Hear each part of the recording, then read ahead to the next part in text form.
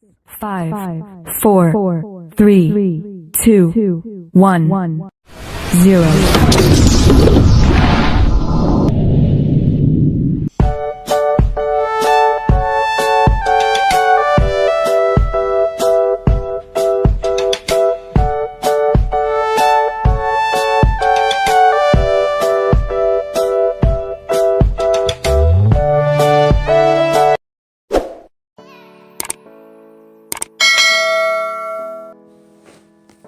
Halo semuanya, Assalamualaikum warahmatullahi wabarakatuh. Pada kesempatan kali ini, kita akan belajar pada tema 7, peristiwa dalam kehidupan. Subtema 2, peristiwa kebangsaan seputar proklamasi kemerdekaan. Dan kita sampai pada pembelajaran kelima. Anak-anak sekalian, sebelum kita mulai pembelajaran kita, jangan lupa untuk berdoa terlebih dahulu.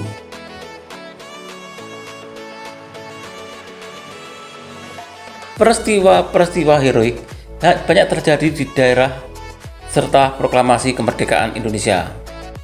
Para pejuang dengan gagah berani dan pantang menyerah berusaha mengusir Jepang dari Indonesia.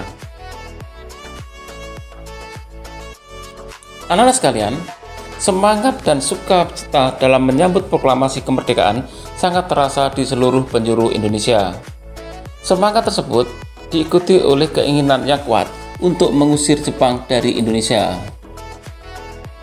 Seberapapun kuat tentara Jepang yang dipersenjatai lengkap dan modern tidak menyurutkan nyali dan tekad pejuang-pejuang Indonesia. Dengan gagah berani dan sebuah pantang mundur, pejuang-pejuang Indonesia terus menentang dan melakukan berbagai macam perlawanan terhadap Jepang. Anak-anak sekalian, sekarang ayo kita rasakan semangat, gagah berani dan pantang mundur para pejuang tersebut dengan menyanyikan lagu Maju Tak Gentar berikut ini.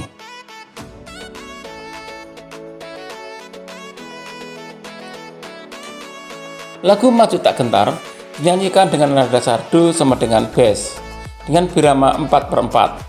Artinya, tiap birama terdiri dari 4 letukan. Tempo dimaksudkan untuk menyatakan cepat atau lambatnya sebuah lagu. Tempo lagu Maju Tak Gentar adalah marcia, artinya seperti orang berbaris. Lagu Maju Tak Gentar mencerminkan nilai-nilai kepahlawanan karena lagu Maju Tak Gentar dimaksudkan untuk membangkitkan semangat membela tanah air. Lagu ini juga menggambarkan keberanian rakyat dengan peralatan seadanya dalam melawan penjajah yang bersenjata lengkap dan modern. Anak-anak sekalian, sejak pembacaan teks proklamasi Indonesia oleh Soekarno-Hatta, gong proklamasi terdengar di mana-mana. Namun belum lama menikmati kemerdekaan, bangsa Indonesia sudah dihadapkan dengan tujuan mempertahankan kemerdekaan. Perjuangan tersebut karena belum Belanda ingin kembali menjajah Indonesia. Anak-anak sekalian, sekarang mari kita lanjutkan pembelajaran kita tentang perjuangan mempertahankan kemerdekaan. Ketika bangsa Indonesia memproklamasikan kemerdekaannya, banyak pihak asing yang tidak menyetujuinya. Pihak-pihak asing tersebut antara lain sekutu, terutama Belanda dan Inggris. Demikian pula dengan Jepang. Banyak tentara Jepang yang masih tersisa di Indonesia belum mengetahui jika mereka telah kalah dan menyerah kepada sekutu. Mereka juga belum tahu jika bangsa Indonesia telah merdeka.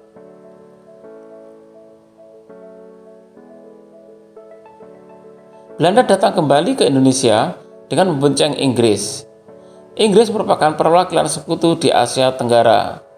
Tentara Inggris ini diberi nama AFNE di bawah pimpinan Jenderal Sir Philip Christensen. Inggris bertugas melucuti senjata tentara Jepang yang masih ada di Indonesia, serta membebaskan tawanan perang sekutu.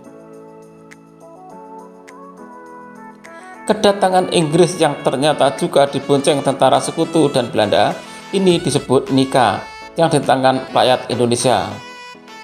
Mereka tidak menghormati kedaulatan bangsa Indonesia. Akibatnya, perlawanan rakyat berdiri di mana-mana.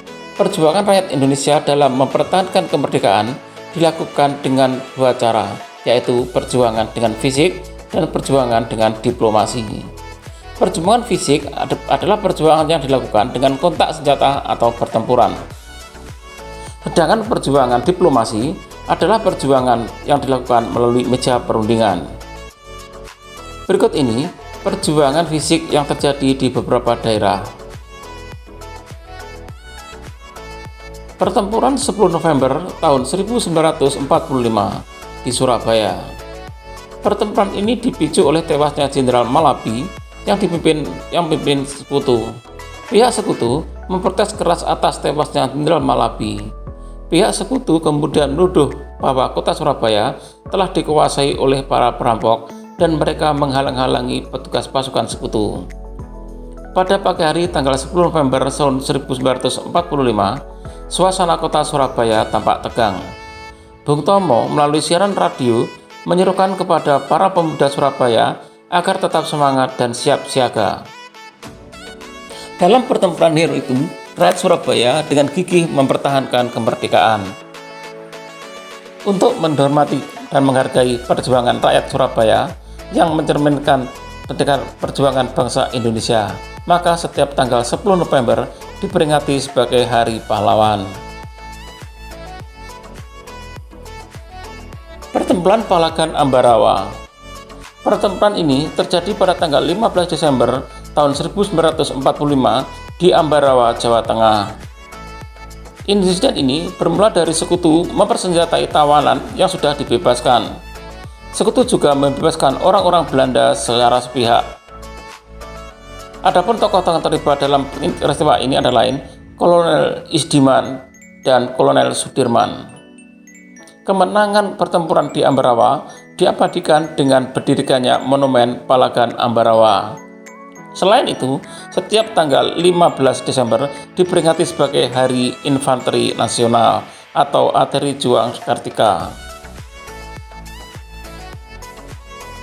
Peristiwa Bandung Lautan Api.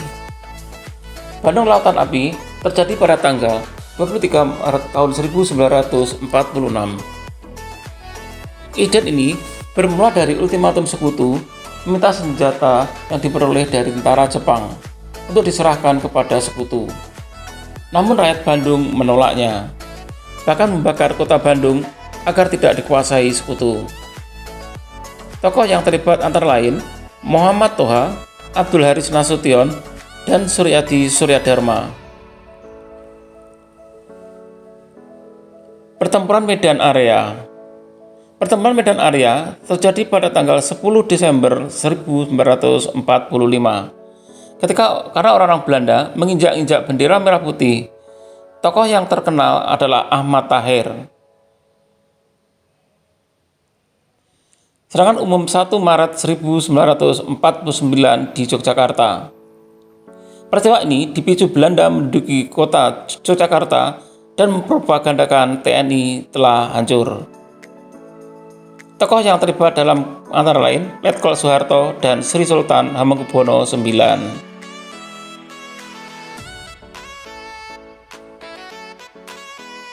Anak sekalian, selain perjuangan fisik, perjuangan diplomasi juga dilakukan dari perundingan satu ke perundingan yang lain. Perundingan Linggarjati. Perundingan Linggarjati diadakan pada tanggal 10 November tahun 1946 di Linggarjati, Cirebon, Jawa Barat. Dalam perundingan ini, Indonesia diwakili oleh Sultan Syahrir dan Belanda diwakili oleh Profesor Skrimirhon. Hasil perundingan Linggarjati antara lain, Belanda hanya mengakui kekuasaan Republik Indonesia atas Jawa, Madura, dan Sumatera. Republik Indonesia dan Belanda akan bekerja sama dalam bentuk negara Indonesia Serikat. Salah satu negara bagiannya adalah Republik Indonesia. Republik Indonesia Serikat dan Belanda akan membentuk Uni Indonesia Belanda dengan Ratu Belanda sebagai ketuanya. Namun Belanda mengingkari perjanjian ini dan melanggar agresi militer Belanda I pada tanggal 21 Juli tahun 1947.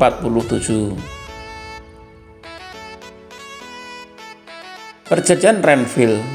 Perjanjian Renville diadakan pada tanggal 17 Januari tahun 1948 di atas kapal USS Renville milik Amerika Serikat.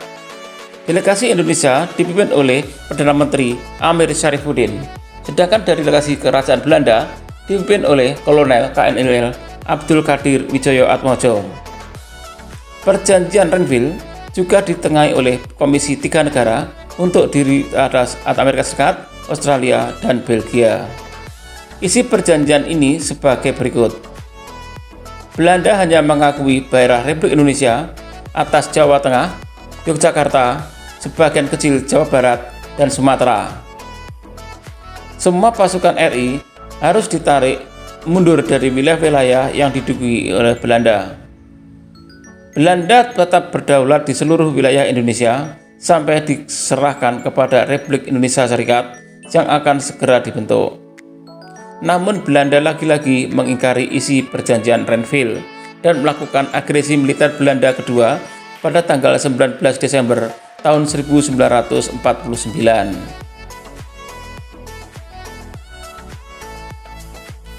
Perjanjian Romproyen.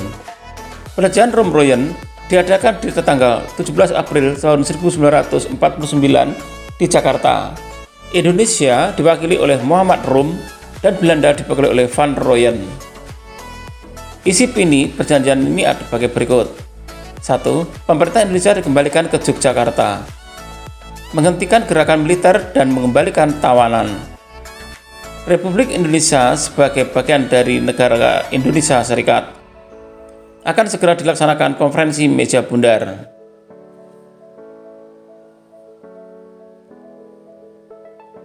Anak-anak sekalian, pada pembelajaran sebelumnya, kita telah membuktikan melalui percobaan bahwa kalor dapat diwujud benda melalui peristiwa mencair.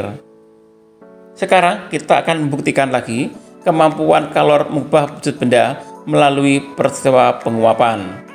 Penguapan adalah peristiwa perubahan wujud dari cair menjadi gas melalui penyerapan kalor.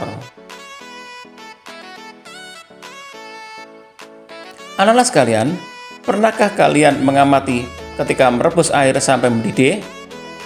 Ketika mendidih, dari mulut ceret atau akan keluar asap. Asap putih tersebut adalah air yang terkena panas, berubah wujud menjadi uap air. Contoh lain perubahan wujud karena penguapan adalah sebagai berikut. Pertama, bensin dibiarkan di tempat terbuka, lama-kelamaan akan habis. Kedua, minyak kayu putih dibiarkan di dalam botol terbuka, dalam waktu lama akan berkurang isinya. 3. Baju basah akan kering ketika dijemur di bawah sinar matahari. Anak-anak sekalian, untuk mengamati perubahan wujud benda berupa penguapan, kita dapat melakukan percobaan berikut. Alat dan bahan yang digunakan adalah sapu tangan dan air dalam mangkok. Cara kerja, pertama, siapkan alat dan bahan, yaitu sapu tangan dan mangkok. Kedua, celupkan sapu tangan ke dalam air. Ketiga, jemur sapu tangan di bawah terik sinar matahari. Dan keempat, amati sapu tangan setelah dijemur. Berdasarkan kesimpulan, dapat kita ambil beberapa kesimpulan. 1. Sapu tangan basah karena mengandung air. Saat dijemur, air pada sapu tangan mengalami perubahan wujud menjadi uap air. Uap air bergerak ke udara yang suhunya lebih rendah. Setelah semua air menjadi uap, sapu tangan kering. Percobaan ini membuktikan pada penguapan jadi perubahan wujud benda dari benda cair menjadi benda gas.